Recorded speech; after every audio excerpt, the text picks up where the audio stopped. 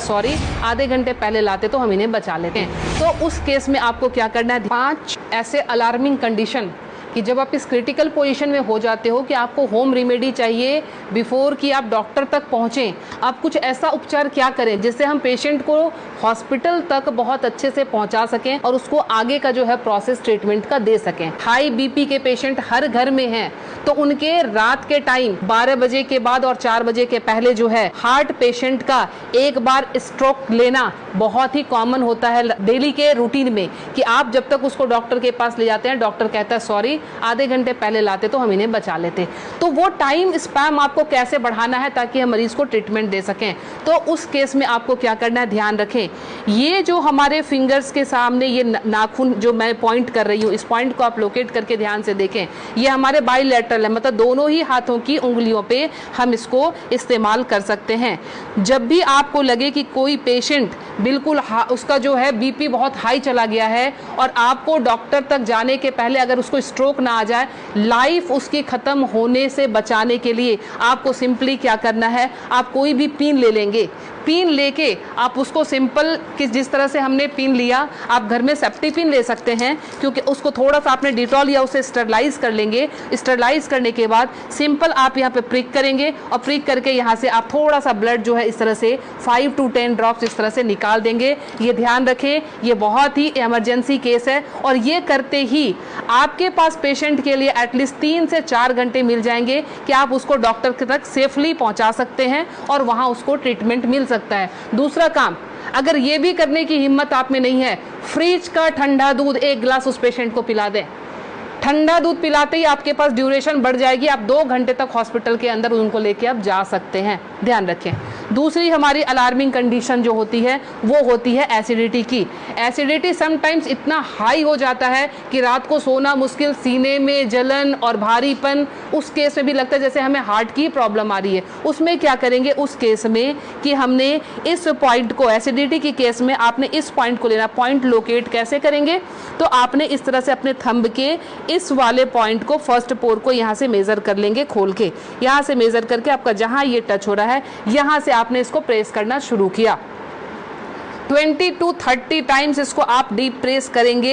Acidity बन रही है या फिर सर दर्द हो रहा है एक्सट्रीम पोजीशन पे, आपको उस समय वो रिलैक्स देना शुरू कर देगा, क्योंकि जब जलन होती है आपके बब्स निकलते नहीं है, इसीलिए वो यहाँ पे अटैक कर रहा होता है, जिससे पेन आना शुरू हो जाता है। तो आपको क्या करना है, इसको प्रेस करेंगे, आपको रिलैक्सेशन होना शुरू हो जाएगा।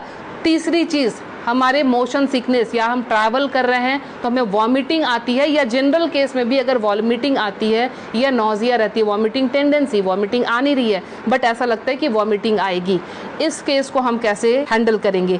आप अपने ये रिस्ट के क्रीज ले लें। ये रिस्ट के क्रीज आपको दिख रहे हैं, इस क्रीज से, ये जो क्रीज हमारी बनी हुई है, इस क्रीज से अपने ही फिंगर को रखना है। ध्यान रखना है, अपने फिंगर के 2 फिंगर को रखना है। इसके बाद ये पॉइंट जहाँ पे आता है इसको आप लोकेट करेंगे और ध्यान से देखें, यहाँ पे 2 आर्टरी आ रही होती है। आप जब फील करेंगे 2 आर्टरी के बीच में, ये यहाँ पे आपको इस पॉइंट को अब दबाना शुरू कर देना है। अगर आप इसको तेज दबाएंगे, इमीडिएटली आपके वॉमिटिंग टेंडेंसी जो है वो वहीं स्टॉप हो जाएगी और ये आपके मोशन सिकनेस में भी काम करेगा। कहीं आप ट्रैवलिंग में जा रहे हैं तो वहाँ ये काम करेगा। अब मोशन सिकनेस को रोकने के लिए घरेलू उपाय क्या करें। पुराने ज़माने में ध्यान है आपको 10 पैसे के और 5 पैसे के सिक्के मिलते थे। वो सिक्के अगर आपके पास हैं तो सिक्के को सिर्फ मुंह में रख लेना है, कुछ नहीं करना है। वो रख के, या पान के पत्ते, ध्यान रखें मैं पान खाने की बात नहीं कर रही हूँ, उसमें गुलकंद और वो सब मिलाने की, मैं सिर्फ कह रही हूँ पान के पत्ते, वो आप चबाते हुए चले जाएंगे, आपका मोशन सिकनेस जो है वो कंट्रोल हो जाएगा। तीसरी चीज़ जो आती है एलर्जिक अस्थमा की, मतलब एक ही आपको स्ट्रोक आया और आपके जो है बिल्कुल सांसें फूलनी शुरू हो गई, सांस नहीं आ रही है, हेवीनेस आ रही है, उस केस में आप क्या करेंगे, अपने नाक को खोलने के लिए, ताकि ब्रीदिंग आपकी एकाएक स्टार्ट हो जाए, आप अपने हाथ को लेंगे और इस तरह से नाक को सटाएंगे।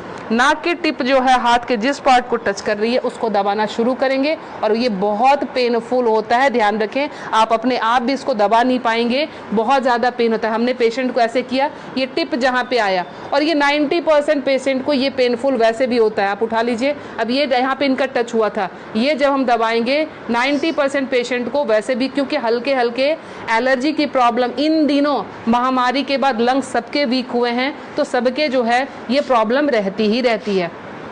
लास्ट में आपको बता रही हूँ इंसोम्निया के लिए, नींद नहीं आती है उस केस में आप क्या करेंगे। नींद नहीं आने के केस में हमने क्या करना है कि ये हमारा ईयर लोब है, ये पूरा सेक्शन जो है ये ईयर लोब का है।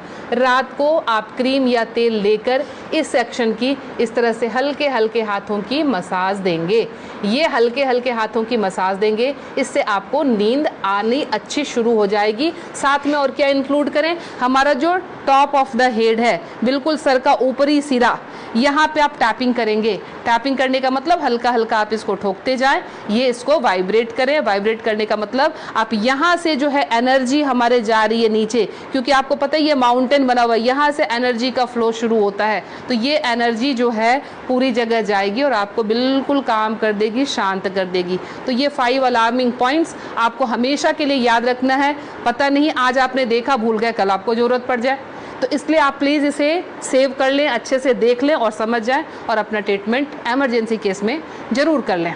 मैं Leena Shrigyan, naturopathy and alternative therapy expert, New Delhi से। मुझसे मिलने के लिए